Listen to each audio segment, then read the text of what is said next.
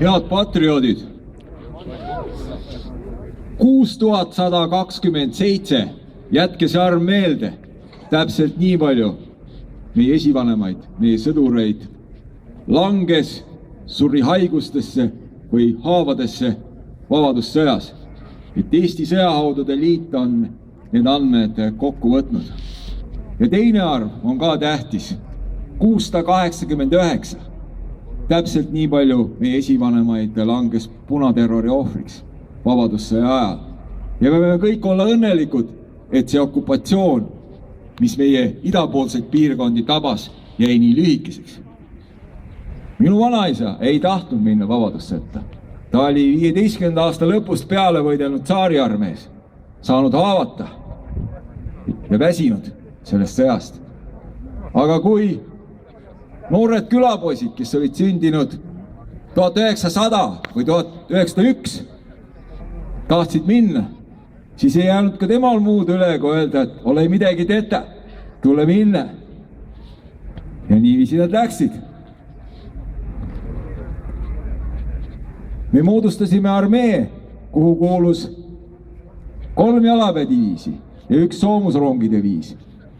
Ja sõja lõpus oli rindel 86 000 meest.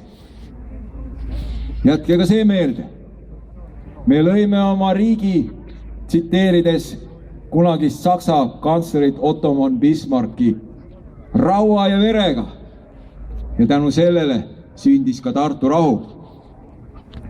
Ja alati ma olen enda käest küsinud, et kuidas me võisime 1930-40 aastal käest anda selle riigi, mille eest meie esivanemad nii palju verd valasid, ilma ühegi lasuta. Õigemini need lasud küll toimusid sidepataljoni juures, aga meie riik ei astunud kunagi riigina või organiseeritult vastu, vaid seda tegid inimesed. Iga inimene pidi tegema oma otsuse endas pärast seda, kui riiki enam ei olnud. Kuidas see sai juhtuda? Ja siis loomulikult peame küsima, et need, kes seda õigustavad seda, kas on need mitte samad inimesed, kes täna on valmis seda tegema? 91. aastal ei olnud meil midagi. Need poisid, kes minu alluses olid tollal valmis võitlema, olid 15, 16, 17 aastat samamoodi.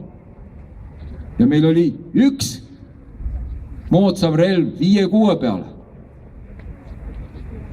Padruneid, mõned salvetäid 91 augustis. Ja kui tankidele lasu kätte saime, siis tundus, nagu oleks tuumapomm käes.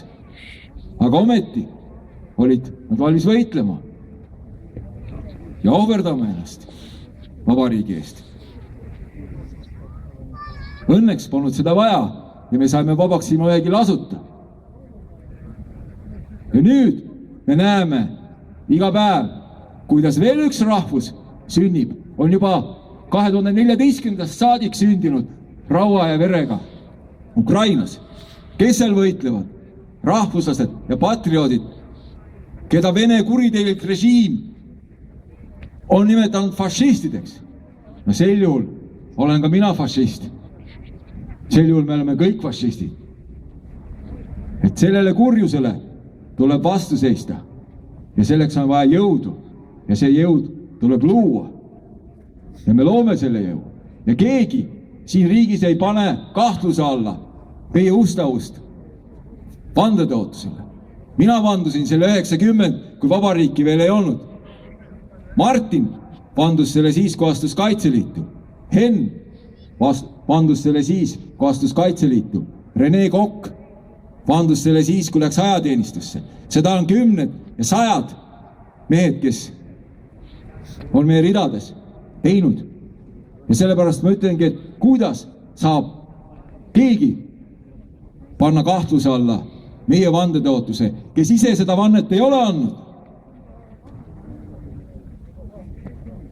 Igal juhul see riik kestab seni, kuni selle patrioodid jäävad selle riigile ustavaks. Ja seda ustavaks jäämist soovin ma teile kõigile. Elagu Eesti! Elagu! Elagu! Bravo!